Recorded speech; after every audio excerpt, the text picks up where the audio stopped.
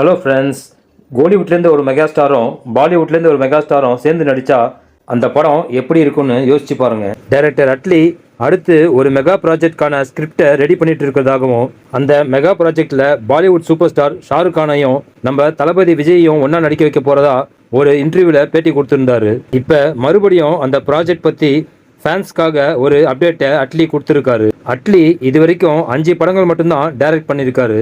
அந்த 5 படங்களுமே super hit movies. தளபதி விஜய் வச்சு 3 hit படங்கள் கொடுத்துருக்காரு. லாஸ்ட்டாக ஷாருக் கானை வச்சு அவர் டைரக்ட் பண்ண ஜவான் ஒரு mega blockbuster hit movie. Jawan படத்தோட வெற்றி அட்லியை இந்தியா முழுக்க ஒரு ஃபேமஸ் டைரக்டர் ஆக்கியிருக்கு. ஜவான் படத்தோட வெற்றியால் டைரக்டர் அட்லி அதிகம் சம்பளம் வாங்குற டைரக்டராக மாறிட்டார். இந்த சூழ்நிலையில் அட்லி ஒரு இன்டர்வியூவில் பேசும்போது சூப்பர் ஸ்டார் ரஜினிகாந்த், தல அஜித் இவங்க 2 பேரும் டைரக்ட் பண்ண ஆசைப்படுறதாகவும், அவங்களுக்கு ஏற்ற மாதிரியான சில கதைகள் இருக்குன்னு சொல்லியிருக்காரு.